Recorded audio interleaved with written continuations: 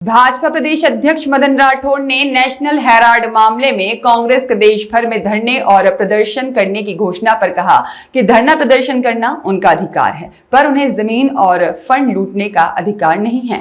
राठौड़ ने national Herald मामले में प्रतिक्रिया देते हुए कहा कि 1937 में नेशनल हेराल्ड शुरू हुआ था। उस समय 5000 शेयर हेराल्ड में थे और यह संपत्ति स्वतंत्रता सेनानियों की है, किसी खानदान की जागीर नहीं है। यह कंपनी जब बन रही थी तब सरदार पटेल ने इसके लिए हो रहे धन संग्रह पर सवाल उठाया था। जिस तरह से लोगों से पैसा लिया जा रहा है, यह ठीक नहीं है। उत्तर प्रदेश के पूर्व मुख्यमंत्री चंद्रभान गुप्ता ने भी इसके लिए धन एकत्रित किया था, पर जो स्वतंत्रता सेनानियों की प्रॉपर्टी थी वह अब खानदान की प्रॉपर्टी बना दी गई है। और भाजपा प्रदेश अध्यक्ष मदन राठौड़ ने कहा कि 2008 में नेशनल हेराल्ड का पब्लिकेशन बंद हो गया। कांग्रेस ने उसे 90 करोड़ रुपए दिए और एक राजनीतिक दल किसी प्राइवेट बॉडी को लोन नहीं दे सकती। यह नियमों का स्पष्ट उल्लंघन है। जब नेशनल हेराल्ड की कंपनी एसोसिएट जनरल लोन नहीं चुका पाई तो कॉरपोरेट षड्यंत्र करके गांधी परिवार के पास संपत्ति आ जाए, इसके लिए यंग इंडिया नाम से एक कंपनी बनाई गई। इस कंपनी में 38% शेयर सोनिया गांधी के और 38% शेयर राहुल गांधी के पास रखे गए। भाजपा प्रदेश अध्यक्ष मदन राठौड़ ने कहा कि ईडी ने मोतीलाल बोरा, पवन बंसल, सोनिया गांधी, राहुल गांधी सबसे बुलाकर पूछताछ की। किसी के पास भी जवाब नहीं था। 50 लाख रुपए में 90 करोड़ का राइट ऑफ जाना और करोड़ों की संपत्ति एक अनजानी सी अनामसी कंपनी के हाथ चले जाना, यह गांधी परिवार मॉडल ऑफ डेवलपमेंट है। और नेशनल हेराल्ड को सरकार द्वारा संपत्ति दी गई थी, उसे खुर्द बुर्द करने का यह भ्रष्टाचार का खुला आचरण है। ईडी ने सेक्शन 8 में रिपोर्ट दी और कोर्ट ने कहा कि 25 तारीख को इस मामले में सुनवाई करेंगे। इसमें हाई तौबा क्यों, सोनिया जी और राहुल जी बेल पर हैं। इस मामले में कोर्ट ने उन्हें कोई राहत नहीं दी।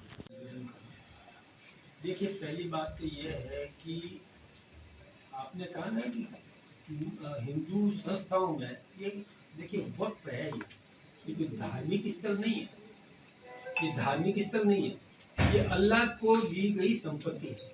और इसमें संपत्ति वही दे सकता है जो मुस्लिम है ना, पक्का मुस्लिम, सच्चा मुस्लिम, मुस्लिम धर्म का जो पालन करने वाला व्यक्ति दे सकता है। तो फिर ये जयपुर का रेलवे स्टेशन वक्त की संपत्ति कैसे होगी? जोधपुर का रेलवे स्टेशन वक्त की संपत्ति कैसे होगी? दिल्ली का लाल किला वक्त की संपत्ति कैसे होगी? ऐसी संपत्ति बढ़ कैसे गई? अब आप देखिए, इसमें समझने की कोशिश करें। मैं एक निवेदन करूँ आपको, जब 2006 में सच्चर कमेटी ने कहा 4 लाख एकड़ भूमि, वो हमने तो नहीं बनाई, कांग्रेस ने बनाई थी सच्चर कमेटी, उसमें 4 लाख एकड़ थी।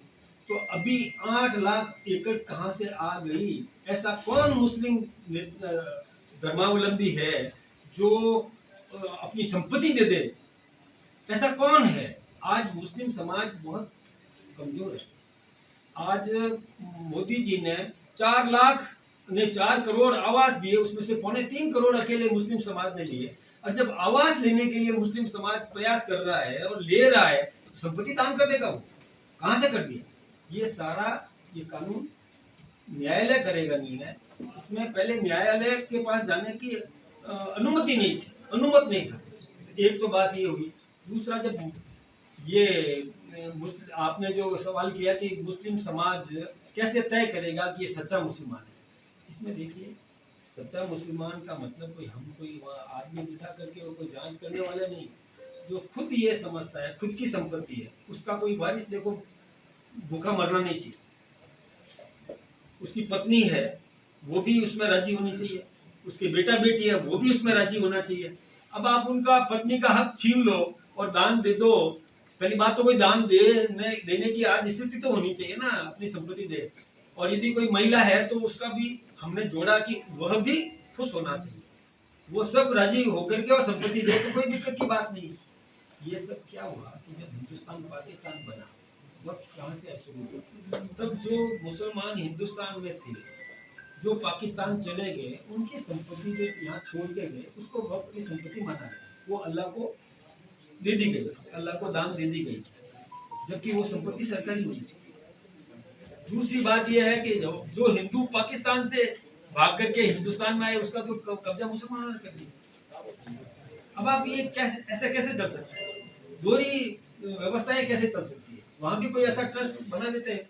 अच्छा, आपने कहा कि हमारे धार्मिक मंदिरों में क्यों गैर हिंदू क्यों नहीं किया जाए? ये मंदिर नहीं है वक्त। हम मस्जिद के निगरानी के लिए कोई हिंदू नहीं लगा रहे हैं, मस्जिद की व्यवस्था के लिए कोई हिंदू नहीं लगा रहे हैं, कोई उनके कोई ऐसे धार्मिक कोई भी संस्था है उसमें हम हिंदू नहीं लगा रहे हैं।